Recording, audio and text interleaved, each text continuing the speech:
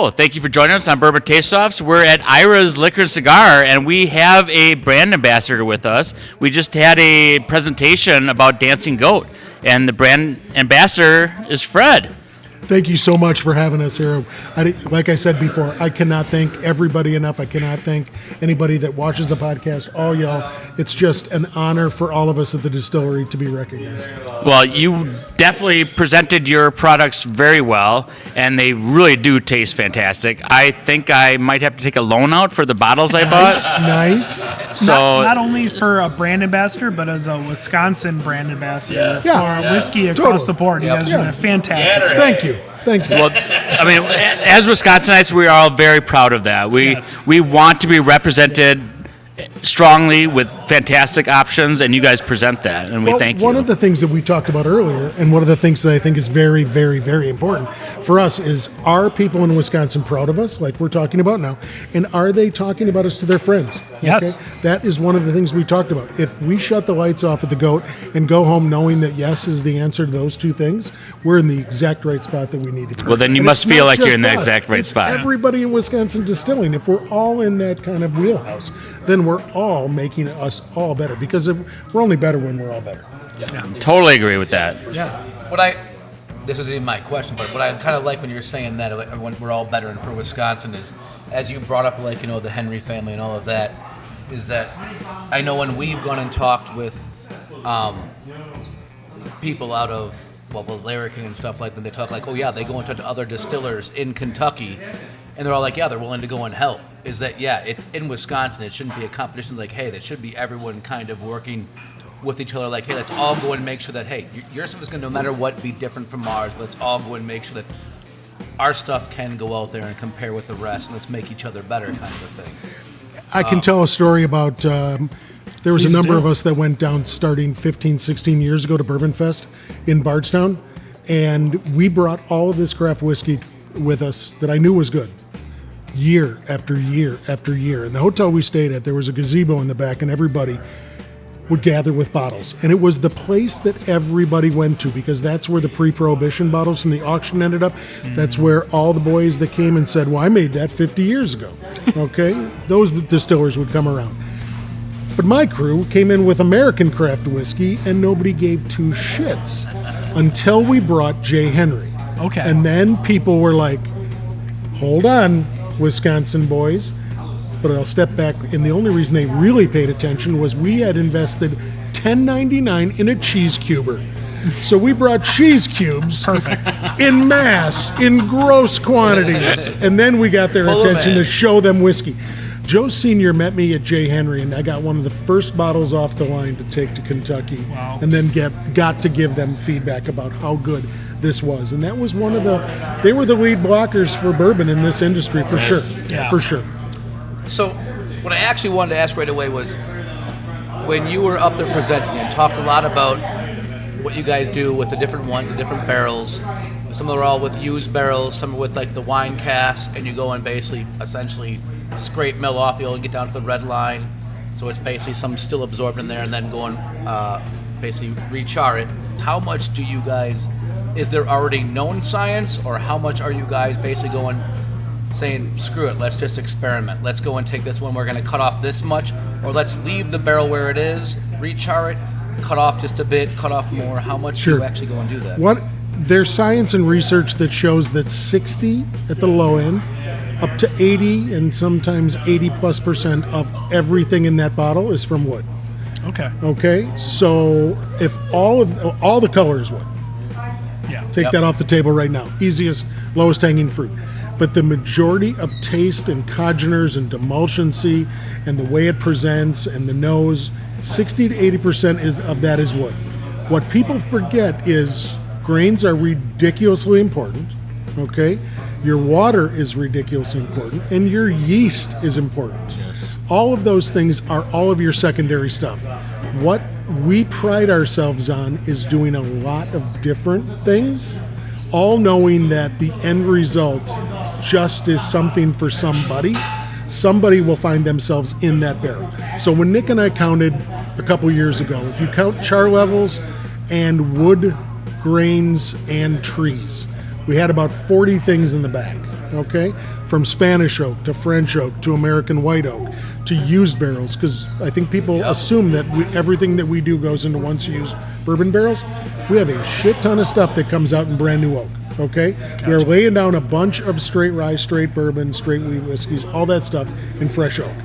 So what we're finding is that we love things that are non-traditional. We love the tradition of American white oak from Arkansas and Missouri.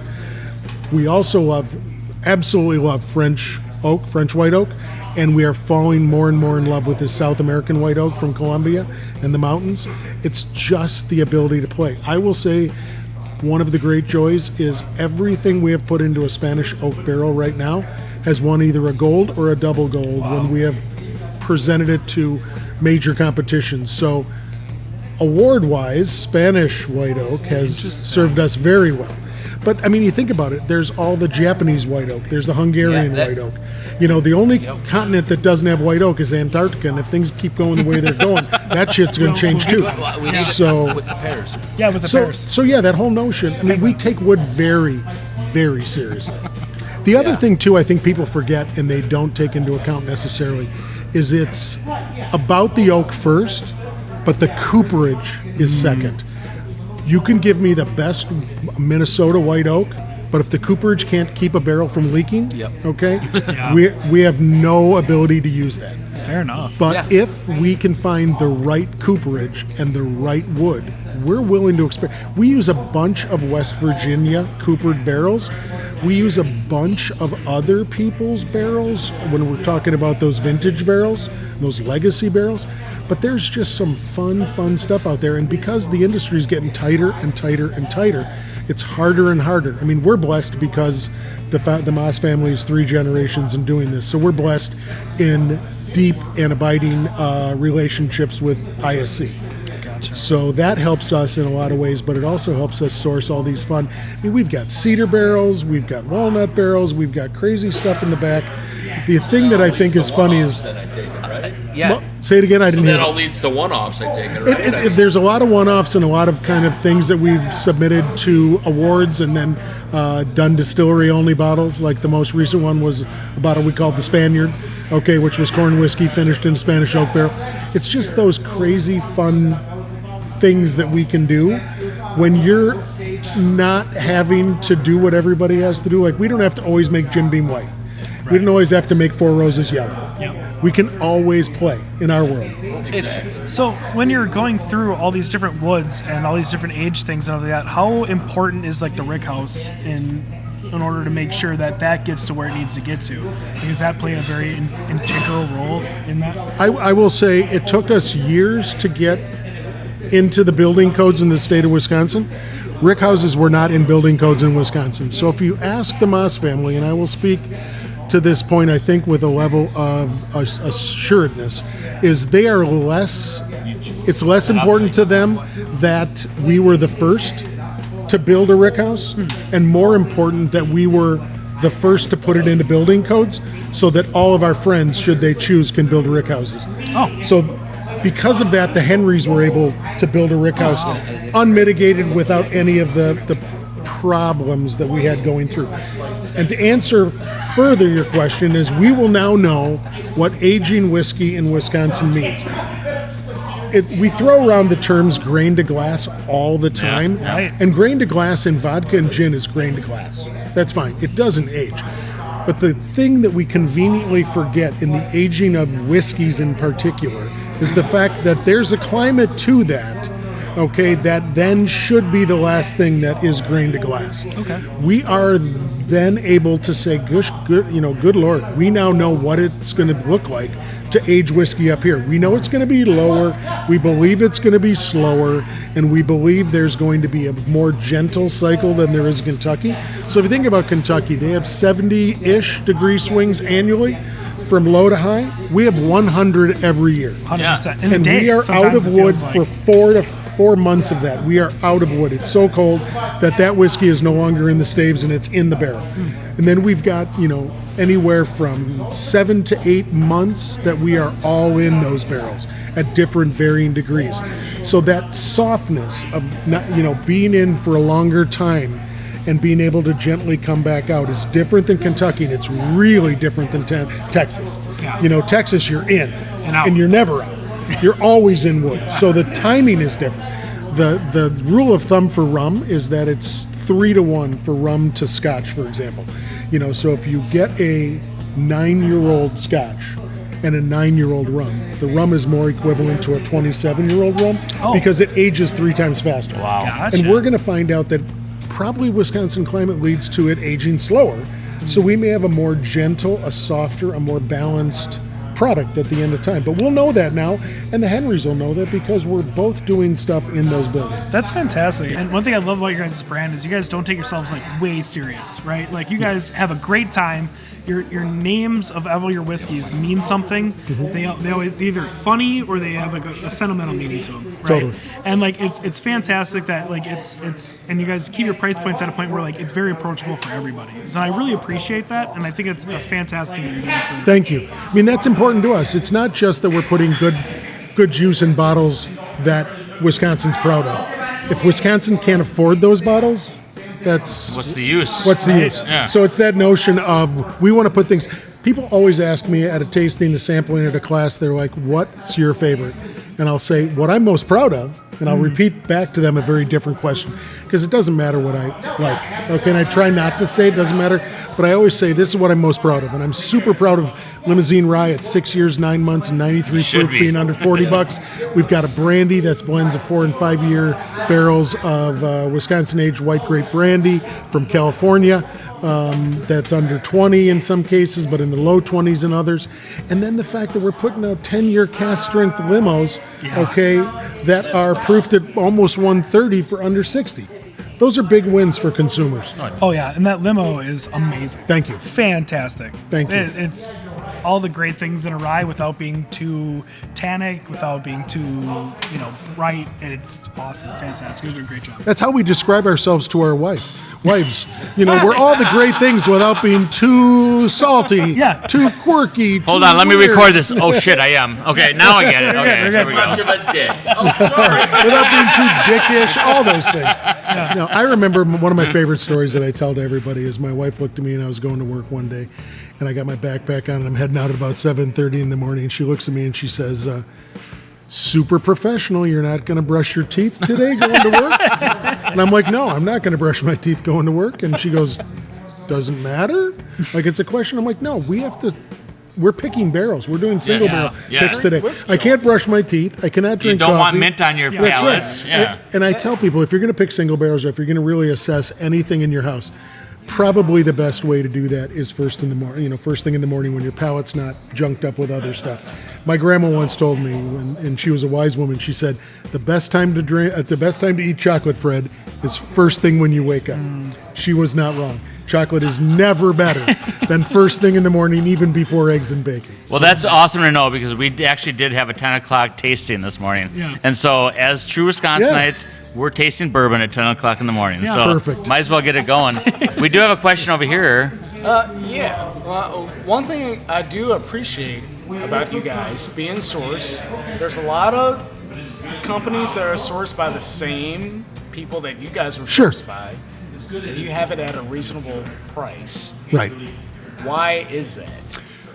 One of the things that we're able to do because of the relationships and the depth and breadth that the Moss family has in both Kentucky and Tennessee and Indiana is the fact that they get, because of those relationships, they get shown things that a lot of people don't get.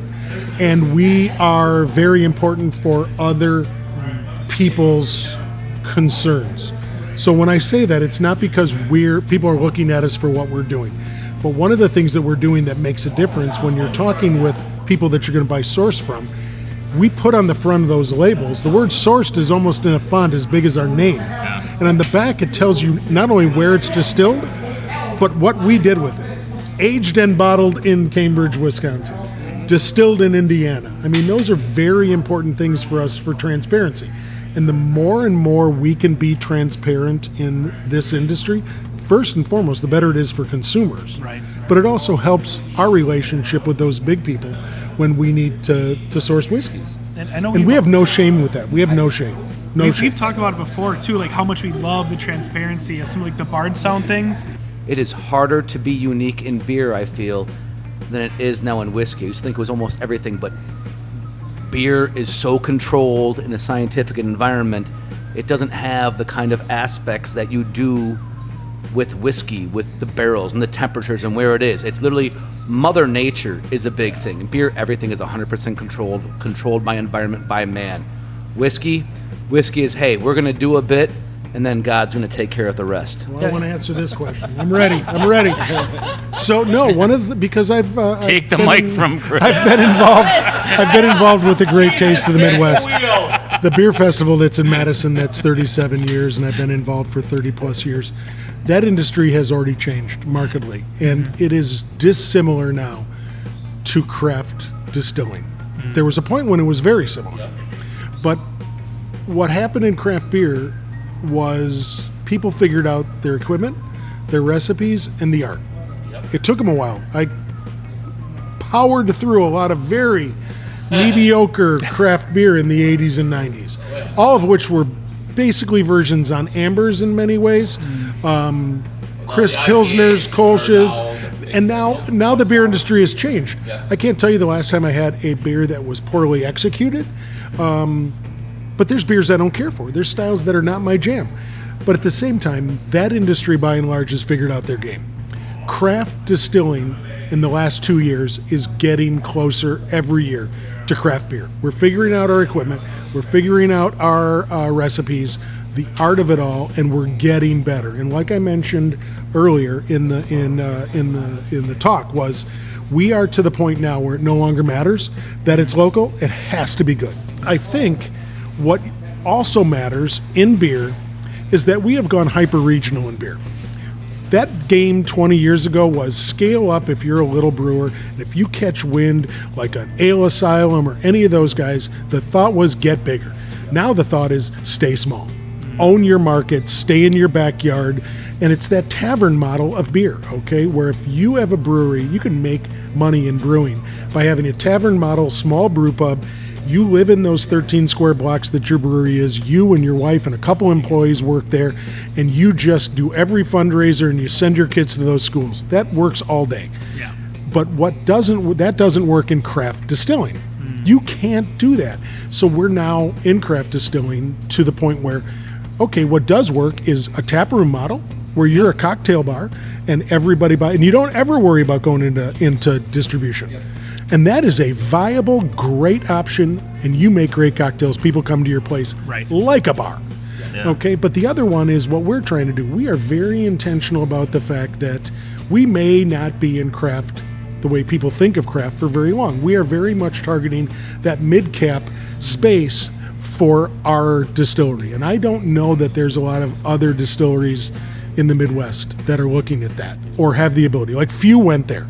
Okay, High West is there. Woodinville is there. I mean, all those. Those are big names. They are big names. That's what we're aspiring to be. That middle cap group of distilleries, and we're looking to be small but big, not too big but not too small. Dancing Goat, like we started our podcast like a year and 4 months ago. Like nobody knew the Dancing Goat name. I introduced actually the. It was that calendar that we did with our shirts off, wasn't it? It was. I think that might have been sexy nail calendar. Yeah. One of our first options was the quirky but humble blend, sure. and it was like they were like, what is this brand about, But it got people questioning it. It got people asking about it, and then that's what it takes. It takes people finding interest in it and hearing about it. Whether it's like, did you see that label? It looks pretty cheap, but wow, they have a great flavor, And it's like, as long as information and interest in talking about it is there, I think it helps. Yeah. What helps us is the fact that LTO lane of the highway doesn't look like other labels. Mm-hmm. The Barron's Brandy doesn't look like other labels. No. True. It stands out on a back bar, should those back bars pick a bunch of LTOs. Yeah. But it also stands out on a liquor store shelf because it's bright, it's colorful, it's a little bit playful. I have had people tell me from the bar side, it looks a little generic, like a Walgreens generic label. And I'm like, you know what? If people are at least noticing the label, we're probably in the right spot. Does that make sense? Totally. I think would it's awesome disagree. that your LTOs are coming out 3 times, like 3 Every times a 3 quarter. months, yeah. Yeah, exactly. It's One a quarter. fantastic. So I would love to say that I've known about you from the start, but I learned about you through a barrel pick from some other liquor store I went to. We're here at Eris today. We're actually trying their barrel pick. Go right ahead. It's all right. But like, I applaud. I told you this in private earlier that on behalf of Wisconsin, I thank you. I'm proud of you. I applaud your fun names, the fun blends, the fact that you're playing with different things. Your name is Dancing Goat because you're just here to have a great time. So like, I had to jump through hoops and barrels to be here today, and I'm just saying, like, I'm super thrilled to be here. Thank you so much for letting us try like so many different products that you guys provide here today. I mentioned to you earlier that I would never try Barron's brandy because I don't like brandy. Love Charlie Barron's. Don't like brandy. But thank you so much. Like, But you're going to buy that bottle of brandy now. There's a I high will chance now. that we will. The barrels Oh my she gosh. jumped through were all Dancing Goat, though, so you're good. But I mean, that's our ethos. Is that let the Don. big thing for us is the fact that the Moss family believes that, like I told others, but now we're saying on a podcast, we're a celebration company. We happen to make things that people can celebrate with, and those celebrations might be, hey, I paid off the mortgage. Okay, got a new job. Bought a new house. It's Friday. Tuesday. They're all cause for celebration in many cases. We are going to drink a lot of our stuff at our daughter's wedding in September. And it's because she's been part of our growth from day one. She was one of our brand ambassadors in Colorado. So it's this familial connection that we all have together, that we all believe and we all kind of pull on the same end of the rope. The beauty of it is we have fun together, we laugh, there's a lot of noogieing going on if there's disingenuous, weird guys in the back room making magic happen with liquid. And it's, at the end of the day, all that matters is, does it taste good? Okay, and all that matters to us is, did we have fun doing it, and are they talking about us positively? We can relate to that entirely because the whole reason for this podcast is that we get together and have fun as a group of people talking about bourbons and actually sharing that passion of bourbon. Yeah. So we can definitely relate to that. Yeah. Don, do you have a question? So already talking me in for all the, the awesome bourbons, ryes that you gave us tonight. You talked me into this Death Store gin, which no idea. I mean, that was fantastic because I'm not a gin guy. I don't like tonics. Think it's all pine needles. That one was like a Sprite bomb. It was amazing. I really enjoyed it. But Charlie and the brandy, I was excited about that too. I didn't know Charlie was a fan, so that was exciting. The Barons. Yeah, Charlie Barron's. Yeah, exactly. Being another Wisconsin, a fan, comedian, I am excited to hear about that. But to hear about the fact that it's a square bottle, it doesn't roll. So all on your boat. So all your boaters, get the square bottle. It doesn't roll. You'll enjoy it. But, to get back to Fred and the fact that this guy comes out every place he goes, this guy's amazing, represents his brand fantastically. Everything he has to say about everything, about the bottles, the barrels, the history about the brand, this guy's on his point. Fred's the guy. So if you want a brand ambassador, this is your guy. Well, he has the ambassadorship. Anytime already. that he's around, please go and see him. Please go out and get him and get out there. Dancing Goat is where you want to get to. See Fred where you can. Get out there and see him. Thank you. I mean, it means a lot. And because I'm on a 5-day hustle in the Milwaukee area, 4 nights in hotels. And it's not because it's not because we begrudge that I'm out on this 7-event jaunt. It's because we have to.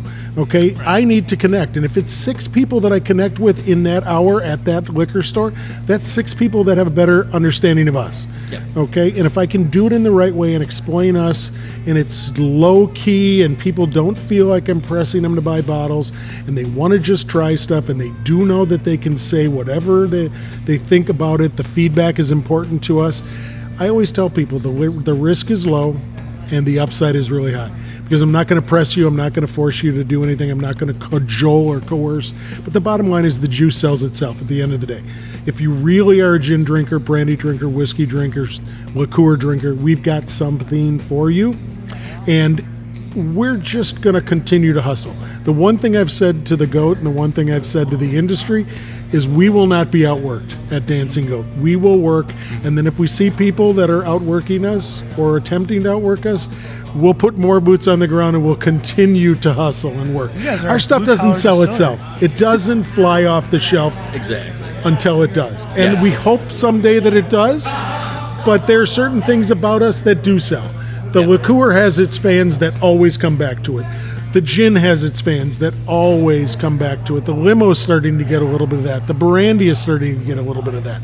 It's the other things that take a little bit of nudge, to get there, and we've just got to get people there. And I gave you some notes where I was like, hey, this, this one's not for me. And there's always stuff that will not be for everybody. Yep. Okay, my wife says that's so untrue. You lie, because everything's for you, apparently, because we got so damn many bottles. Everything's for you. I can relate to that. And, I love that philosophy where it's like, the work ethic is like working until you get to that moment. And I love that. I'm a big part of that. Like, I took a vacation from my job and actually tore out like a whole front bush assembly from my front of my house. You worked on vacation.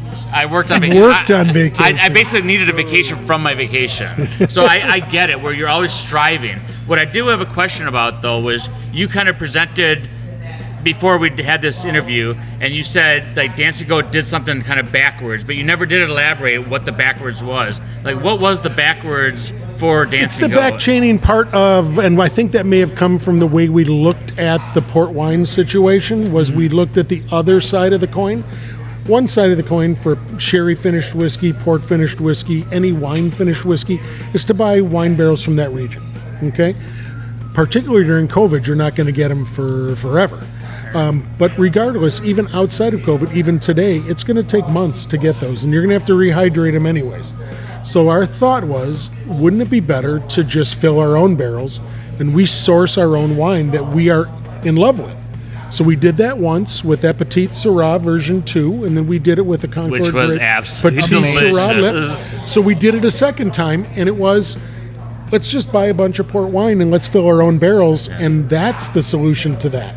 So that's the backward chaining thing, and that's the flipping the coin over and going, there's another way to answer that. You said that basically when you guys went and approached your stuff, a lot of places go and approach, let's go and make our stuff so it's good, neat. And then if it's good as a cocktail.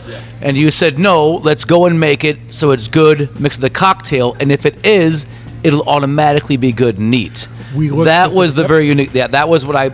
Also, the back chaining component, that's a second example of that. Yep. We truly believe that Limo is a classic, Limo 6 Year is a classic example of that, where it's built for cocktailing. It cocktails so well.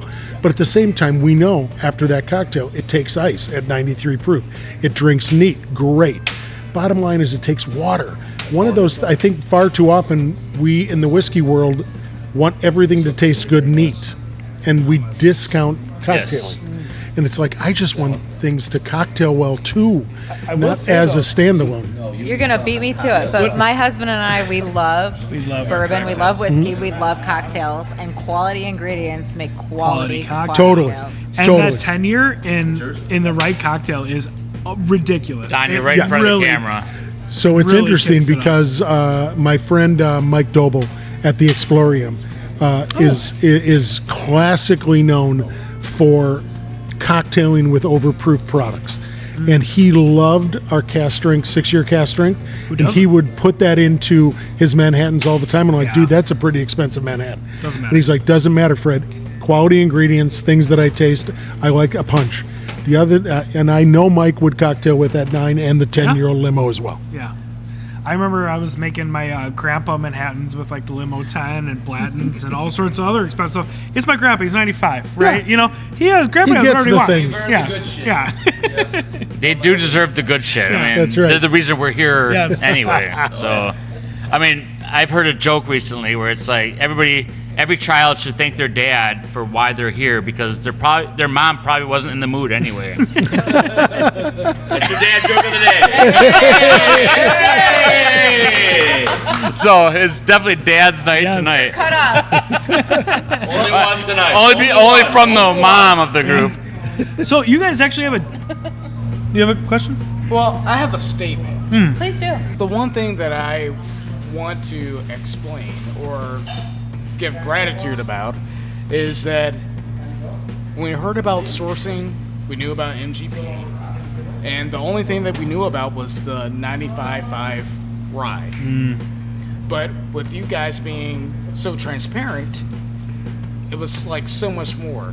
It's like, yeah, you can source, but it's all about what you can do with the whiskey that you're sourced from. Right. Yeah. So, I really appreciate that because you guys go leaps and bounds beyond what everyone else does about sourcing from MGP or Ross and Squid. And the first question I asked you about being so cheap, or not cheap, Affordable.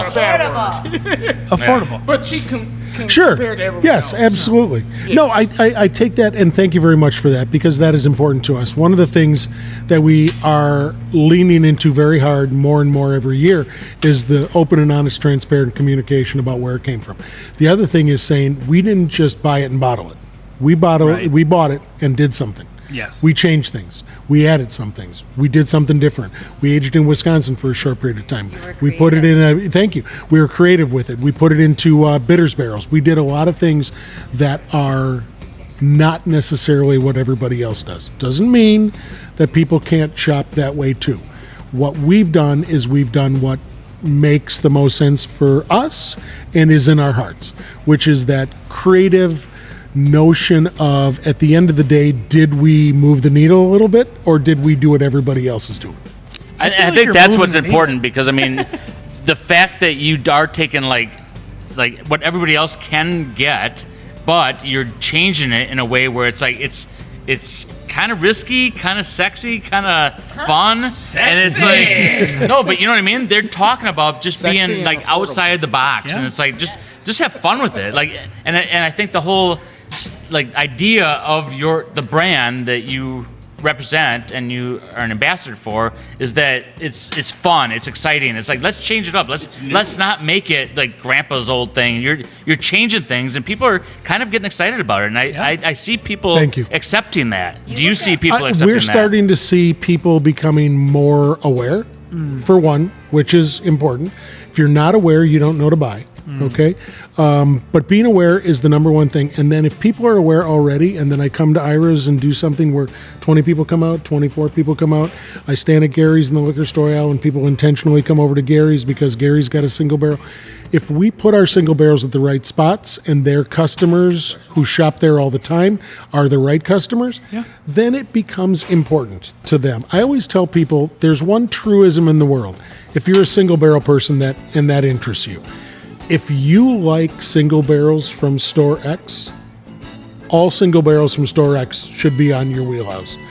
Never judge them, because if it's the same picking group and they don't have a bottle available for you to sample, take that risk, because you liked 7 other things that you bought there. That one's going to be good too. So you made some also salient comments. Okay, new, interesting, fun, different, unique. Those are all things that my wife has never said about me. Okay? So thank you. It's nice to get it somewhere. And we've been married 40 years. That's fantastic.